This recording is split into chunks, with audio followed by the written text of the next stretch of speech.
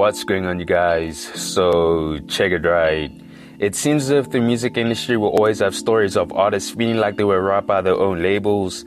Now, recently, we had the big Hash sit down with Zinga on Chopping It with Buddha T to give his side of the story in terms of why his career didn't pan out the way we all expected it to. So, Hash spoke on various things in regards to the problems he had contractually with his former label, Internet Wave. Now, he spoke on his contractual obligations being messy to the point where he doesn't even want to mention the name of his former label. Hash references 2019 being a significant year for him because he came into the game blazing and had a lot of deals approaching him and his team, stating that free money was thrown at them. Now, Hash brings up the Adidas deal and how when he flew out to Cape Town for a campaign for them, he wanted to see the contract, only to find out that it's already been signed on his behalf. So he decided to play it cool and fulfill the contract, where the term was for 6 months. Now, he mentions that he confronted his team about them signing it without informing him. He also brought up that the deal was worth 6 figures, which is insane if you think about it. Now, Hash brought up that once he fulfilled his obligations with Adidas, they asked him to do another campaign for them, similar to what Sports Scene does with Put Me On, which he had no problem doing. But because it was the end of the year, he asked if he could get a new contract, informing his team as well. And the guys at his team said the contract was pulling up. Now, he does the campaign for them, stating that it ran smoothly and emphasized that the following year, COVID happened and he was still doing campaigns for them. So he still asked if the new contract was coming, and his team told him that because it was the pandemic, it was going to take a bit of time, but once everything was up and running again, it would come through. Now, because it was the pandemic, Hash wanted to build his own home studio with his royalties, considering that he usually records in Kempton Park and he couldn't necessarily travel there. Now, because he knew how his contract with his team operated, he knew that he should have made a decent bag from his royalties since he hadn't touched that money for 2 years straight.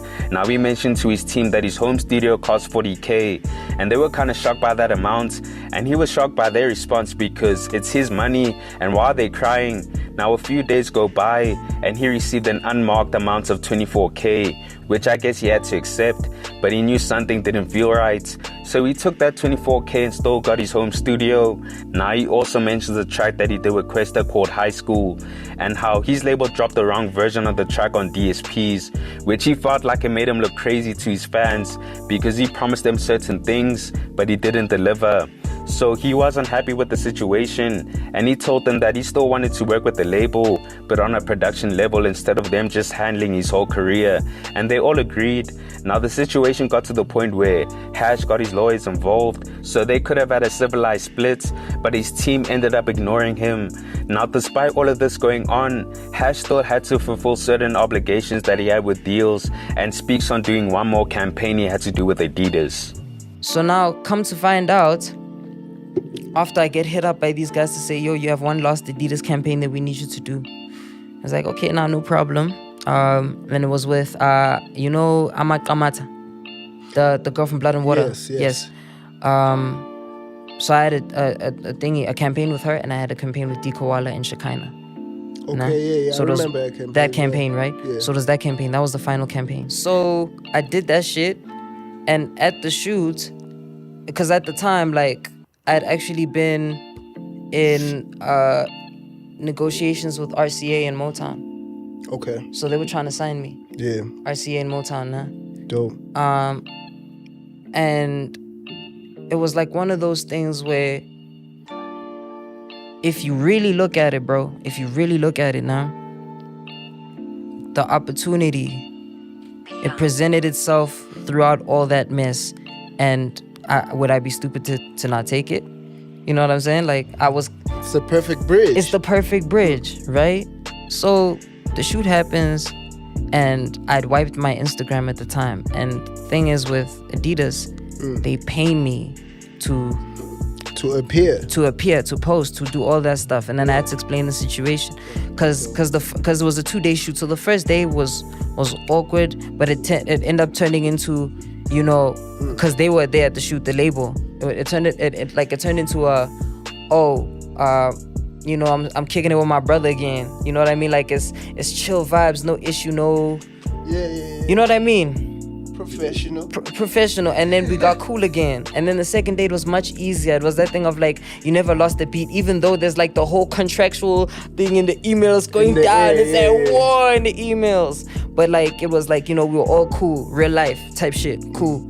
And then now find yourself in a situation where this guy says, I'm going to the garage. I'm gonna go buy snacks. I'm coming back. Now the guy from Adidas, the guy that put me on, his name is Xavier. Shout out Xavier. Xavier pulls me to the side. He's like, shout out Xavier from Adidas. Shout out Xavier. Buddha T here. Nice to meet you. He's not at Adidas anymore, but keep doing your thing. Nice to meet you though, big dog. so anyway, so this guy now, he pulls me to the side. He's like, yo, what's going on with your gram? What's going on with the situation? I was like, explain to him the whole thing. I was like, yo, look, I'm leaving the label. This was happening, but I want to keep this relationship that I have with you guys. Okay, cool, no problem, no stress.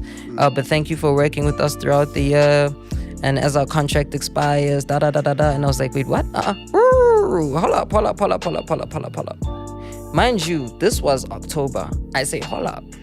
This is 2020 still. This is 2020. Yeah. So the campaign, remember the Adidas campaign? That happened like 2019. Like that one that the sports scene put me on one. Yeah. That happened like 2019. Mm-hmm. So now 2020 October, he's like, as our contract expires, I'm like, the fuck you talking about? So he's like, I'll send you the contract. And I was like, okay. Dang. In my head, and guy gets back, pretend like nothing happened. Pretend like I didn't hear shit. I'm laughing, like, back in my head, I was like, this fucking snake. Nah? So now the contract, it comes Monday. And I'm like, holy shit.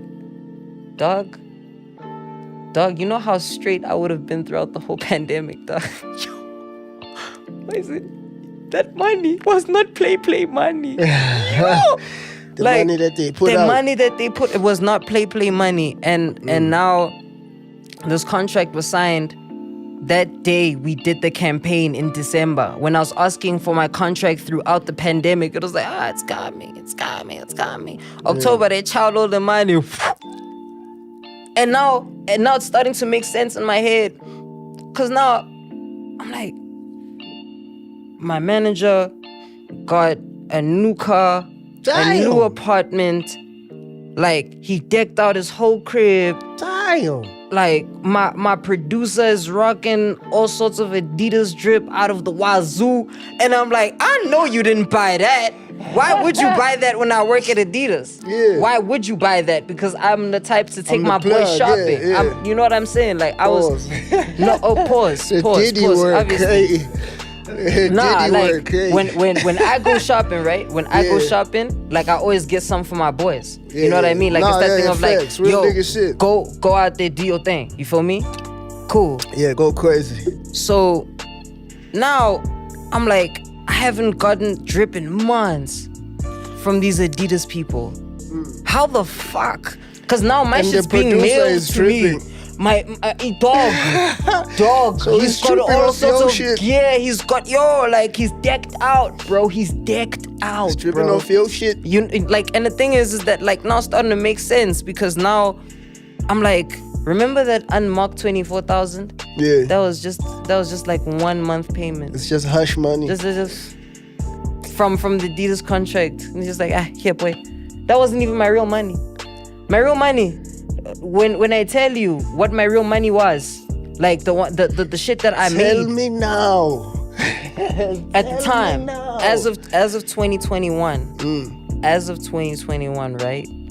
Like, this is like 3 years ago. The last time I checked, right? Yeah. We had made $10,000. Nah, off of that music alone, like. Not endorsement deals, not shows, not all of that, like just that, nah? So for you to be crying about a 40 grand, like I'm trying to get a studio so I can make you money, you crying about a 40 grand. Yeah, what you mean? What you mean? It's my money, I earned that shit. The fuck are you talking about? Got it out the mud. You know what I'm saying? And like it really messed me up, because now we're finding out all these files that no, dog, these niggas also, they were the very first people at Africori ever to ever get an advance for that Dang. money you're talking about there. Yeah, because the catalog is doing something. So they got an advance, and they didn't fund shit, any of my videos, nothing. I paid for that shit. I'm sure one of the videos that they paid for was from my show money. Yeah.